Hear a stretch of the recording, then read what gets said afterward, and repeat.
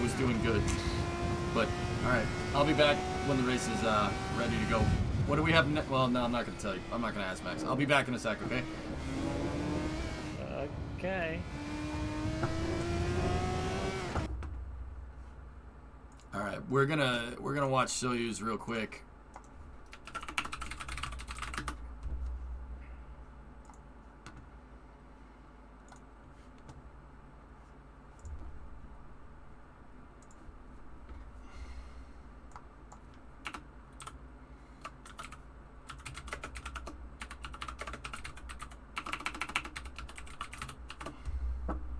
I can't believe I screwed that up. I'm really, really, really upset about that, actually.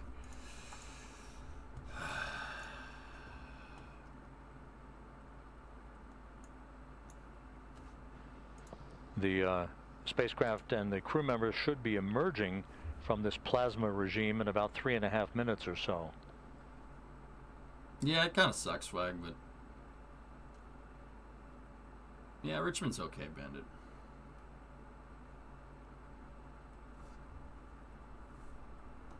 Okay, so you can see Soyuz is currently crossing Africa right now. It's in pretty much the middle of Africa from the telemetry here. What we're looking at here is a live shot of this is Star City or Korolev, Russia. That's the Russian mission control right there. They're following Soyuz's track here. Soyuz is over Africa in re-entry right now.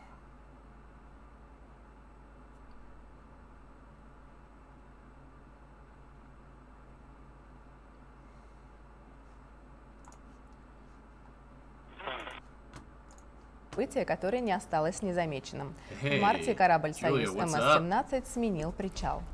Командир МКС, космонавт Роскосмоса Сергей Рыжиков филигранно провел перестыковку корабля с малого исследовательского модуля «Рассвет» на модуль «Поиск». Таким образом, освободив «Рассвет» для приема корабля «Союз» МС-18 с новым экипажем. Эту операцию на орбите мы тоже показали в прямом эфире.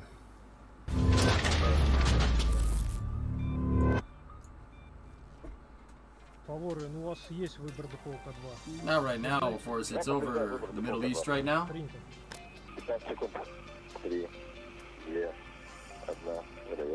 They're almost through re-entry. It's over the Aral Sea right now, or what's left of it.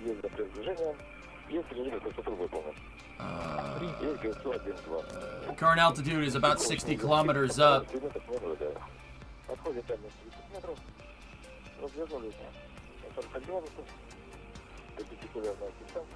Выполняйте набор облетной скорости.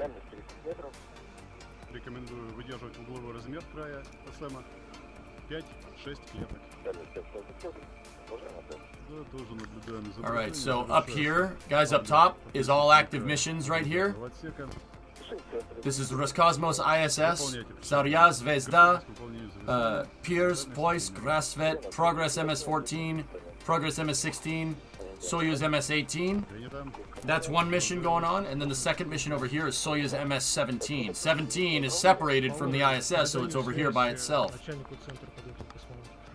С удовольствием наблюдал за вашей работой профессиональной, поэтому спасибо большое, что так надежно все делаете. Продолжать в том же духе. Yeah, Vic, I love Imola. I'm really upset that I crashed, actually. That's Kate Rubens. Kate Rubens is a NASA astronaut on this Soyuz right now. No way, you walked on it? Прямая трансляция посадки спускаемого аппарата корабля «Союз» МС-17, который ожидается в 7 часов 56 минут по времени Москвы. В районе города Жезказган, это в Казахстане. Okay, under 40 kilometers up here. Capsule is over Baikonur, believe it or not. It's over the Baikonur Cosmodrome where it launched last year. And now it's heading to Jezkazgan, which is the... научный журналист, популяризатор космонавтики из города Санкт-Петербурга. Миш, приветствую. Слышишь ли ты нас и видишь ли? And it's coming down and landing near Jezkazgan, Kazakhstan. Спасибо.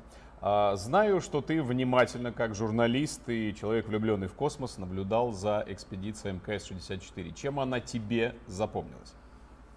Ну, я бы хотел отметить два момента. Первый из них — это полет экспедиции этой на Международную космическую станцию за 3 часа по сверхкороткой так называемой схеме. Это стал первый полет пилотируемого корабля по такой схеме к Международной космической станции. Сейчас вот мы знаем, совсем недавно уже второй раз полетели. Это становится практически нормой. А в тот момент это был первый полет. Это было очень интересно и волнительно, как космонавты смогут всего за 3 часа добраться до МКС. А второе, я бы очень хотел отметить, что членам экипажа удалось, кроме своей большого объема работы, который они выполняют постоянно, кроме этого, они еще успели, Сергей Куть-Сверчков делал постоянно шикарные фотографии, он вел замечательный блог, очень интересный, очень насыщенный, там было много информации, а Сергей Рыжиков проводил даже литературную гостиную из космоса. То есть ребята, кроме того, что занимались научной деятельностью, работой по поддержанию работоспособности станции, они еще и успевали очень много сделать для популяризации космонавтики. Абсолютно прав, Михаил. Мы наблюдаем за ростом подписчиков в социальных сетях Сергея Куть-Сверчкова и за ростом, извините за профессиональный термин, смотрения прямых эфиров литературных гостиных. Что еще раз подтверждает, российские космонавты подлинные интеллигенты, подлинные носители высокого духа. Ты чему-нибудь, кстати, научился, вот как блогер и журналист, наблюдая за блогом Сергея нашего? Ну, я бы скорее хотел научиться тому, успевать все делать, потому что, как правило, у проблемы со связью у нас небольшие. Скоро благополучно разрешены. Большое количество времени, нужно быть четко готовым, и даже вот когда у тебя появилась свободная минутка, бежать к иллюминатору, фотографировать, посылать на Землю, выкладывать, снабжать какими-то интересными комментариями. Вот такая многозадачность, это очень-очень круто. Миш, спасибо большое. Михаил Котов, научный журналист, был на прямой связи. Thank you, Mikhail Kotov. He's a journalist. Следить за возвращением на Землю экипажа корабля «Союз» MS-17 Сергея Рыжикова, Сергея... Why is the NASA feed broadcasting in 4:3? После расстыковки корабль сходится. The Russians use different formatting for their video than we do. NASA TV is NTSC 24, and I forget what Russia uses. I always forget the name of it.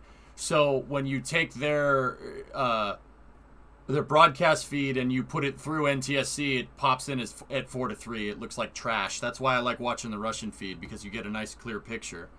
But they are speaking a language where I understand like maybe every 1 in 8 words, so you know that's good. It's PAL. There you go. Okay, touchdown is in about 15 При штатном minutes. спуске с орбиты экипаж испытывает перегрузки до 5G. На космонавта как бы давит его 5-кратно увеличенный вес. Чтобы перенести такие перегрузки, перед полетом космонавты тренируются на центрифуге. Помогает и специальный ложемент, сделанный индивидуально для каждого космонавта. Возвращение на Землю экипажа начинается задолго до касания спускаемого аппарата с Землей. Вначале космонавты готовятся к отстыковке. В это время специалисты ЦУПа внимательно следят за состоянием всех систем и самих космонавтов. Did they ever let her say anything, or she just smiled? Julia talks. Полета, двигатель, начинаем тормозить. That's Anton Shkaplerov. И двигатель у нас начинает тормозить. После этого мы He's a начинаем Russian cosmonaut. Мы входим в плотный слой атмосферы. Корабль начинает перед входом. He's also a Russian Air Force pilot. Scap flies MiG-29s, if I remember correctly. Аппарате в капсуле и спускаем аппарат и начинает идти к Земле. Он начинает при входе в плотный слой атмосферы начинает весь гореть, начинает тормозиться, и при этом начинают на нас действовать перегрузки. На высоте около 50 километров из-за трения вокруг капсулы образуется плазменная оболочка. Температура за бортом больше 2500 градусов. От перегрева спускаемый аппарат и экипаж спасает термоизоляция. That's a real picture. That's not graphics, by the way. That's cool. Dude, look at the re-entry. Но тем не менее для посадки скорость очень большая. Поэтому есть система мягкой посадки, то есть в днище корабля установлены двигатели мягкой посадки. Двигатели мягкой посадки – это 6 небольших твердотопливных двигателей в днище корабля «Союз». Именно благодаря им Okay, so they're спускаемый talking about аппарат не Soyuz разбивается о плотную landing rockets. поверхность Земли. What it's going to do right when it gets near the ground. Экипажа и правильное решение. Результат. To help cushion the landing, oh, we got a live shot right there. To help cushion the landing, Soyuz has downward-facing retro-firing engines, and right before it hits the ground, it'll fire those engines, and those engines are basically like a firecracker. They just pop for a second, and what that does is it slows the capsule down and makes it so there's an impact speed at like less than 10 miles an hour. It's just a little bit of a bump. Земле спускаемого аппарата корабля «Союз МС-17» о том, какие силы и средства задействованы для... Sawyer, is that capsule venting? I don't ever remember Soyuz venting like that during landing. Is that normal? Спасательного обеспечения начальник There's управления 4513 организации sub. авиационно-космического I see NASA. I see it. Сергей Прусов, давайте слушать. NASA just has that shot that's on the screen. Обеспечение посадки спускаемого аппарата задействует Sergei Prusov is there. Let me switch over here. That's NASA's shot. It's normal, yeah. I don't never remember that doing. NASA says it's normal. Okay. All right, so it should be down in about 10 minutes. Yeah, I've just never seen it that clear before. So there's 3 people in that capsule. The commander Sergei Ryzhikov, Russian cosmonaut Sergei Kuzhkverchkov, and then Kate Rubins from NASA.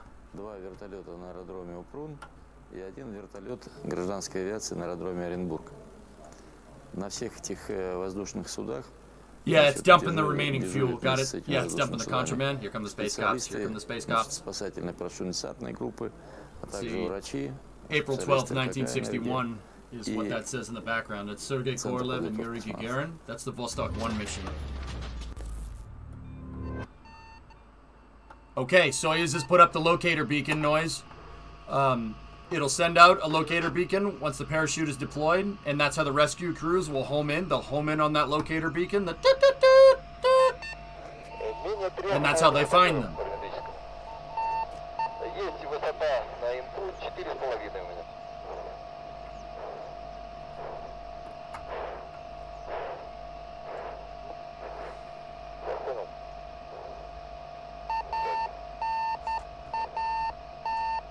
I'm gonna bring up NASA TV's comms here. One more time. 5 minutes past. Let's do it one more time. Less than 9 minutes until touchdown. The Soyuz altimeter soon to be activated to measure. Yeah, Roscosmos really has some good footage, man. I really like their cast lately. It's pretty awesome. It's really good. Information being fed into the Soyuz computers. Fun fact: Sergei Kuzhkverchkov is from Baikonur, so he's a native. Oh wow, he doesn't have a long way to go home. That's cool. I wonder what his dad worked on, Squish. Descent is in progress. Pressure is 411. CS 0405. So once again, that beeping noise is Soyuz's locator beacon. It's landing out on the Kazakh steppe out in the middle of nowhere. Kazakhstan, in the northern, well, like central northern, I guess, part of it, it's kind of like the U.S., the Great Plains in the U.S. It's the same thing. It's just flat. There's nothing out there. The beeping sound you hear is a radio beacon on the Soyuz. So they need that locator beacon to go and find them. Thanks, Duckslap. I love this stuff, dude. This is my jam. I love spaceships. Spaceship is my dude. Soyuz very stable. The winds are virtually non-existent on the ground. Are there grizzlies on the Kazakh steppe? No, Amson. Like I said, it's like the Great Plains, dude. The steppe in Kazakhstan is like Kansas. It's just flat, and there's nothing there. Maybe some farms, and that's about it. Russian Mi-8 helicopters with the search and recovery forces Gracias, and the embedded NASA ¿Cómo estás, amigo? are now circling the landing zone. Yeah, there's probably some critters out there you don't want to meet. Within minutes after the Soyuz lands.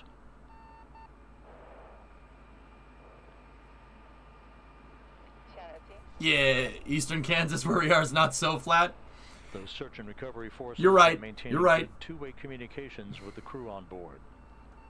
How about we say Oklahoma then, NHAC? We'll say Oklahoma. They're flatter than Kansas.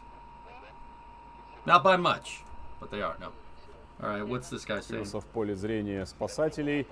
Мы показываем это в прямом эфире. Видео идет из Центра управления полетами. У нас в студии гость Анатолий Алексеевич Иванишин. Whoa, Anatoly Ivanishin. Cool. He just came back from space. Мы с вами неделю назад провожали корабль, а сегодня встречаем экипаж Can Julia interview him, though? МКС-64. Давайте, собственно, Анатолий Алексеевич, рассказывайте, что сейчас происходит, какие действия предпринимает экипаж. Вы ведь, собственно, тоже относительно недавно. Anatoly Ivanishin was up there with Ivan Wagner and Chris. What's his name? Sorry, what's his name? Chris, the Navy SEAL. I forget his last name. I'm blanking on it. He was up with the crew that received Bob and Doug. Chris Cassidy. There you go. Yeah. He was up there with Chris Cassidy, U.S. Navy SEAL, and they received Bob and Doug. They were up there when DM2 arrived last year. Экипаж пытается выйти на связь с поисковыми вертолетами. Может быть, непосредственно после открытия парашюта связи еще не будет. Но там через какое-то время, через минуту-два, связь будет установлена. Экипаж контролирует то, что назначено. Yeah, they give you the feeds. The problem is that nobody knows what the hell all this stuff means. I mean, they explain it on NASA TV, but... К заведению кресел. Готовится к отстрелу лобовой теплозащиты, который происходит через 4 минуты после выпуска основного парашюта. Ну и следующим за этими перецепки, которые экипаж ощущает. So that says Sergei Ryzikov and Sergei Kudzhevchkov in, performed about a 7-hour spacewalk in November of 2020. Got it. Для того, чтобы в случае нештатной посадки с высокой скоростью, I have people that can translate it, but I don't think they're here. Landing is looking good. We're about 5 minutes to touchdown. При отстреле лобовой теплозащиты отстреливаются боковые стекла также. Typical spacefarer.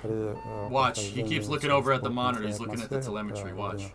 He'll look over there and be like, huh? Становится закопченным. И очень интересно наблюдать этот процесс, как за окошком появляется пламя, и окошки становятся в большей степени черные от копоти, хотя возможность наблюдать за этим... About 4 minutes 15 until impact here? Well, landing, I should say, not impact. We don't want it to do that. Сергей, они на этом этапе, на этапе работы системы управляемого спуска, сконцентрированы на контроле работы этой системы. Очень большое количество параметров необходимо контролировать. Им, конечно же, не для того, чтобы посмотреть на то, как красиво проистекает процесс за окошком. Вот. По отстрелу лобовой теплозащиты внешние стекла отстреливается лобовой теплозащитный экран, вскрывается, происходит выравнивание атмосферы спускаемого аппарата с внешней атмосферой. Происходит стравливание давления. It was designed to work. Doesn't have to be comfortable if you come back in one piece. Who cares if you got a broken back now? It's all right. Okay, we're about a little over 3 minutes until touchdown. You can see the Russian Mi-8 helicopters going around there. Is there a backup chute? I don't believe Soyuz has a backup chute. The Russians approach engineering challenges a little bit different than we do over here. Hera, you'll be alright. Что сейчас должно происходить и происходит, Анатолий Алексеевич? Вот мы ждем, видимо, 4-ю минуту. I don't. They're speaking. Even Anatoly, who speaks relatively slow, I still don't get all the words, guys. I apologize. I gotta get better at this. Надеюсь, у нас появится видео непосредственно с места. Terry Verts tell you that, NASA man? Это будет позже, да. Как бы можно видеть слив перекиси испускаемого аппарата, как такой некий слив. Really? I was taking a guess, dude. Да, мы видим вертолеты рядом, мы видим картинку, которую мы получаем с вертолетов. Russia needs no backup. Get it once, get it right. I mean, hey, Kate as well said it was rough, right on. После установления связи с вертолетами командир экипажа докладывает о виде спуска. Ну, с высокой вероятностью. At least no boats, right? No nothing. Maybe some tumbleweeds. Командир экипажа докладывает самочувствие экипажа. 1 minute 50 until touchdown. Взаимодействие с поисковыми вертолетами Once again, what you're looking at here, guys, is the Soyuz MS-17 mission. Soyuz MS-17 was launched last year. MS-17 is coming back from the ISS. It did a deorbit burn about an hour ago, and it was docked to the ISS about 2 hours ago, pretty much. The crew on Soyuz MS-17 is Commander Sergei Ryzhikov, who's that guy right there, and then there's Sergei Kuchverskov, who's the mission, he's kind of the second guy in charge, and then Kate Rubins from NASA here. All right, we're inside of 1 minute. Вот появилась в полный экран у нас, видимо, картинка уже видео не из центра управления полетами, а, видимо, что называется, с места событий. Это видео в любом случае. That's Sergei Kuchverskov right there. And then they should show a picture of Kate here in a Ну second. да, это технические детали. С какой скоростью? Вот, есть касание. Мы видим касание. Я не увидел срабатывание двигателя мягкой посадка. Может быть, потому что съемка была издалека. Надеюсь, что они сработали. You can kind of tell here. Let me back it up a little bit. You can kind of tell if the landing is okay by what the chute does. You can see that when the landing engines go off, all the wires go loose for a second. Yep, perfect. Yes, посадка. Perfect. Tango Delta. Он должен был отстрелить стрингу основного парашюта. Perfect. Мы сейчас увидим вертолет. Yeah, they're on the ground. Буквально через минуту после того, как купол спускаемого аппарата ляжет на землю. Rescue crews will now move over to the capsule there. Помогают экипажу покинуть спускаемый аппарат. Ну, сколько можно было видеть, спускаемый аппарат прям. Master, if the rockets didn't fire, they'd probably hit the ground going like 40-50 miles an hour.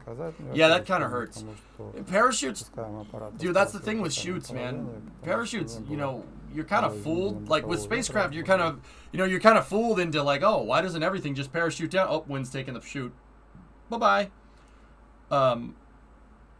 But honestly, you really can't have something that heavy with parachutes. The heaviest that you could probably get is probably the SRBs. And even the SRBs, like from the space shuttle, for instance, those things are just a hollow tube. When the SRBs are expended, it's not very much dry mass. So those can, I mean, and even those have 3 parachutes, and even then, those hit the ground, they hit the water going 50 miles an hour. With chutes, this is why Dragon, you know, Starliner has 3, Dragon has 4. I mean, Dragon's about as heavy as you can freaking get for a capsule. What is that, like 10 tons with no fuel in it? These things are heavy, dude. Parachutes, you don't work with everything. You can't just take like a first stage and parachute it down like you can in KSP. Your parachute mass becomes a diminishing return at that point. And also, all the strings and cables that you need, the rigging for the chute needs to be so strong. At some point, it's just not worth it. But like even these craft that do have parachutes, they still have the retro firing thrusters because there's really not a good way to slow it down otherwise. Race? All right, well, there's the landing. Here, we can watch the rest of the recovery a little bit later. How was it, guys? Pain. Pain? The good, fun car. Existence is pain. Is it over? Yeah. Yeah, thank Christ. Hold on. Oh, dude, I can't believe I beached it. I'm such a scrub. It's pretty bad. We were discussing strategies of like how you could fix those problems. One suggestion came up that you could practice. Oh, you must have missed the part where my controller wasn't working. That's okay though. You just make assumptions. You know what assuming does, right? Excuses. Makes people laugh. No, you're just an asshole. No, it just makes an ass out of you, not me. You're just an asshole. I'm not wrong. I'm just an asshole. All right. I'm gonna tell the stream guys. I'm gonna go back to racing here. But yeah, good landing from Soyuz. Yes, посадка. Perfect. All right.